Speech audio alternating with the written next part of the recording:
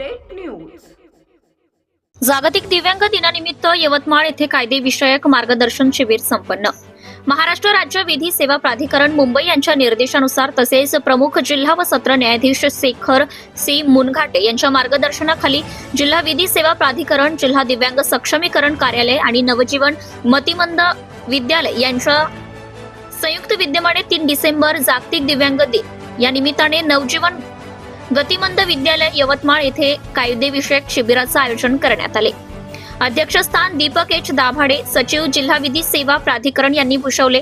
प्रमुख उपस्थिती व मार्गदर्शन श्रीमती मंगला मून, जिल्हा दिव्यांग सक्षमीकरण अधिकारी यांनी केले। उपस्थित मान्यवर श्री मुपारी महल्ले, केशरवार सुजित, श्रीकांत राठोड आणि शेख रफिक इब्राहिम। अध्यक्ष नवजीवन गतिमंद विद्यालय। प्रमुख मार्गदर्शन कार्यक्रमातील प्रमुख मार्गदर्शन वक्त्या श्रीमती मंगला मून यांनी आपले मनोगत मत मांडताना समाजात इतर व्यक्तींना जसा सन्मान मिळतो त्याच सन्मानाने मतिमंद मुलांकडेही पाहिले पाहिजे असे आवर्जून सांगितले। त्यांनी मतिमंद बालकांसाठी शासनाकडून उपलब्ध विविध सुविधांची माहिती घेतली। तसेच दिव्यांग अधिनियम 2016 मधील महत्त्वपूर्ण तरतुदी स्पष्ट केल्या। श्रीमती मून यांनी शिक्षकांना संबोधित करताना महत्त्वपूर्ण जबाबदारीची जाणीव करून दिली। शाळांमध्ये दिव्यांग मुलांना चांगला स्पर्श, वाईट स्पर्श तसेच पोक्सो या कायद्याविषयक धडे देऊन त्यांना जागृत करणे ही शिक्षकांची जबाबदारी आहे असं सांगितलंय। प्रतिनिधी सय्यद मतीन, यवतमाळ।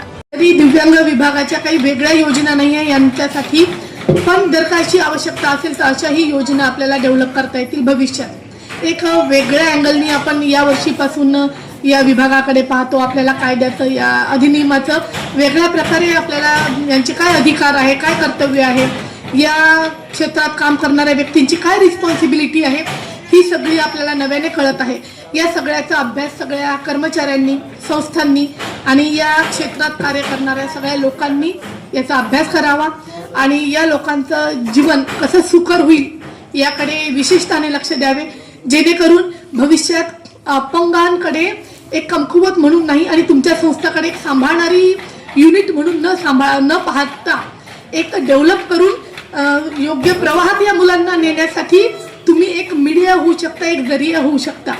आजच्या दिवशी एवढं जरी काही संस्थांनी जरी इम्प्लिमेंट केलं तरी तुमच्याकडे येणारे हे लोक योग्य प्रवाहात जातील। याच्याकडे जर का तुम्ही लक्ष दिलं तर निश्चितच तुम्हाला मुलं शोधण्यापेक्षा लोक तुम्हाला शोधत आले पाहिजे की नाही या संस्थेमध्ये अशा प्रकारचे डेव्हलपमेंट करून आमच्या मुलांना मूळ प्रवाहात सोडल्या जात आहे। आमचे मुलं हा इगो किंवा हा जो त्यांच्यात कमकुवतपणा आहे हा इथून गळून जात आहे आणि ते लीलया प्रकारे किंवा सहज प्रकारे सामान्य लोकांमध्ये वावरू शकत आहेत। तर एवढे बोलून मी माझे 2 शब्द प्रास्ताविक संपवते आणि सगळ्यांना पुनश्च एकदा अपंग दिनाच्या खूप खूप शुभेच्छा। धन्यवाद। शिक्षक व शिक्षक, इतर कर्मचारी आणि माझे विद्यार्थीगण, मी आज जागतिक दिव्यांग दिनानिमित्त आपल्याला दिव्यांग व्यक्तीचे अधिकार व अधिनियम, कायदे यांची माहिती थोडक्यात सांगणार आहे। दिव्यांग व्यक्तीचे अधिकार अधिनियम 2016 हा भारत सरकारने दिव्यांग व्यक्तीच्या अधिकाराचे संरक्षण व प्रोत्साहन देण्यासाठी लागू केलेला एक महत्त्वपूर्ण कायदा आहे। हा कायदा 2016 साली पारित झाला आणि 19 एप्रिल 2017 पासून अंमलात आला। हा 1995च्या जागी आला। दिव्यांगाचे मुख्य उद्दिष्टे: दिव्यांग व्यक्तींना समान संधी, हक्क आणि प्रतिष्ठा देणे। दुसरा आहे समाज, शिक्षण, रोजगार आणि राजकीय क्षेत्रात त्यांचा सहभाग सुनिश्चित करणे। तिसरा आहे भेदभाव रोखणे व सुलभ वातावरण उपलब्ध करणे। त्यामध्ये दिव्यांगतेच्या प्रकाराची संख्या जुन्या 1995च्या कायद्यानुसार 7 प्रकार आहे, तसेच नवीन 2016च्या कायद्यानुसार 21 प्रकार आहेत। त्यातील मी काही प्रकार सांगणार आहे।